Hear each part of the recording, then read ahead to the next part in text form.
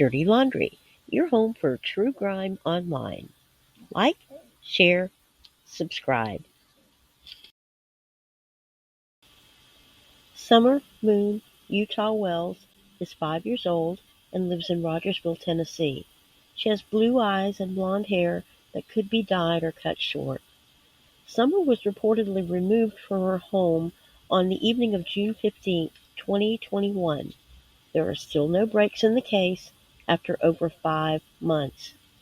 If you see Summer or have information regarding her disappearance, please call TBI immediately at 1-800-TBI-FIND. Thank you and God bless you.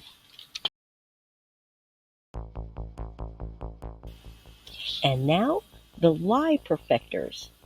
We've been assured that Don and Candace both initially passed their polygraph tests, but Don and Candace both have been caught in lies and so-called pranks on the internet since the disappearance of their daughter and removal of their sons by social services. Did they fool the polygraph too, or have they just learned new information that they're not sharing?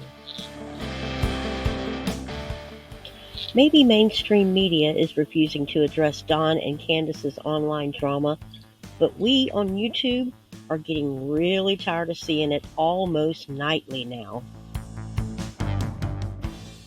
We've seen the fake arrest of Don and Candace's off and on waterworks show, Don's constant stream of misinformation designed to discredit true crime journalists, and their ability to lie to so-called professionals like the behavior panel or Dr. Phil. It all points to their ability to hide the truth and manipulate their emotions. So, can a practiced liar actually fool a polygraph test? Should they be retested? Why was Candace's first test rescheduled? And why are polygraphs inadmissible in most courts? I've done some digging, and the answers might surprise you. I've even found a list of reasons that a test can be legally refused.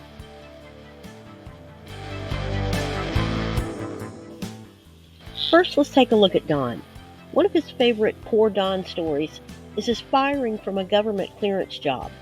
Somehow, Don had managed to score a high-security pass onto a job, but later was taken from the job because his clearance was reconsidered. What offense would be serious enough to make his boss start, as Don says, literally shaking when police showed up to remove him? And how did Don pass those checks for the gig in the first place? Was he polygraphed then? The accusations from Utah are also an example.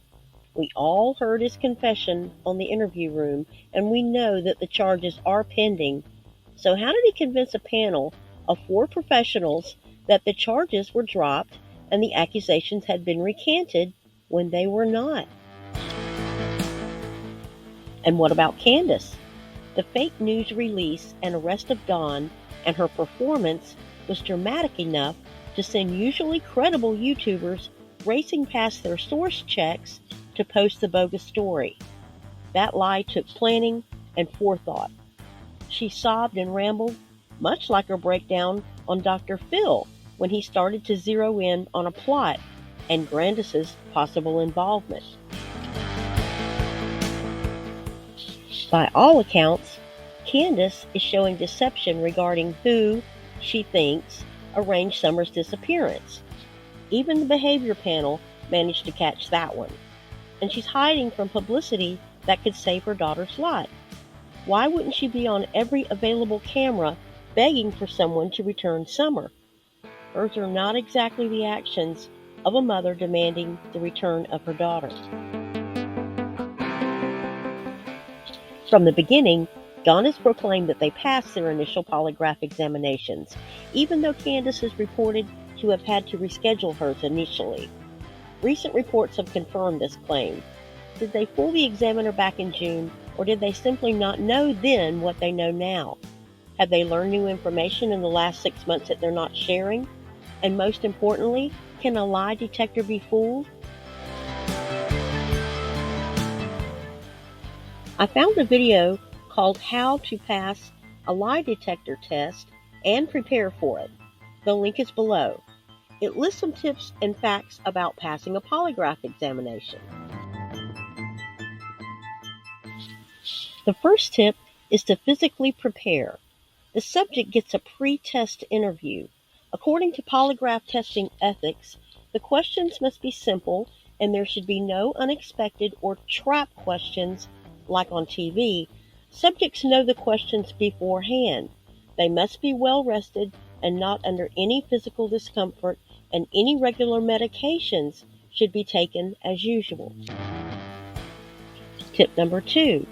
The subject should let themselves feel nervous or anxious. There are 3 kinds of polygraph questions: insignificant, controlled, and relevant. So, if you think of a negative anxiety-causing experience during a control question, that can disguise a negative response to a relevant question later on. Tip number 3. Try not to lie about the details. A good lie always has a grain of truth. In the example shown here, a new lie can be embedded in an old confession to produce a truthful response. Tip number 4. Don't rush it.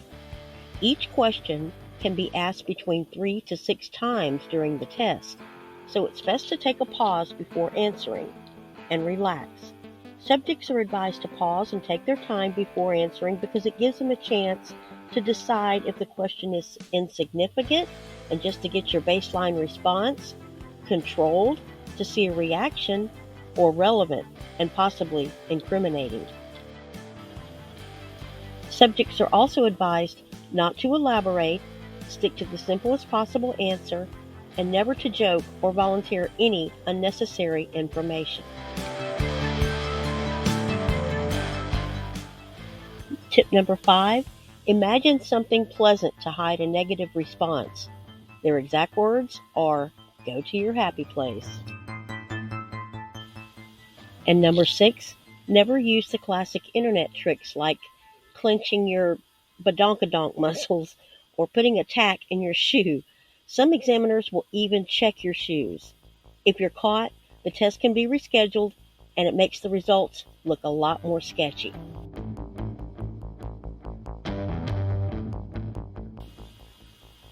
Afterwards, a post-test interview is standard where the reviewer notes the subject's physical and mental state and the results are discussed.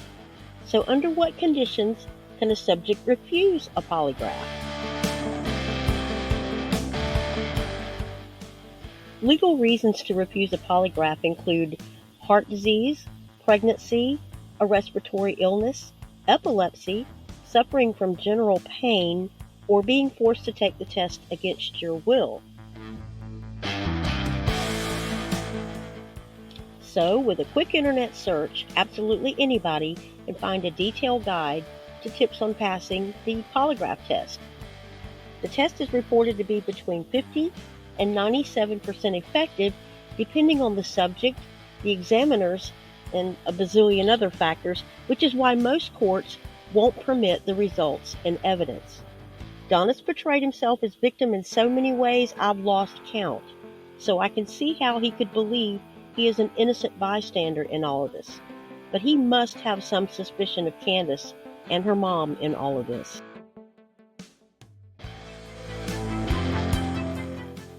So would an updated polygraph test reveal new info that could help find Summer?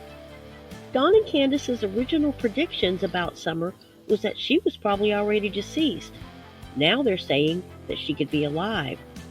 With all the inconsistencies in the case, maybe it's time to test them again and haul Grandma in again just for good measure. What are your thoughts? Did the first polygraph exonerate them or did they fool the test? Keep praying for a break in the case and for Summer's safe discovery. Have a blessed day and keep Summer in your prayers. Peace, love, and clean laundry. See you next time.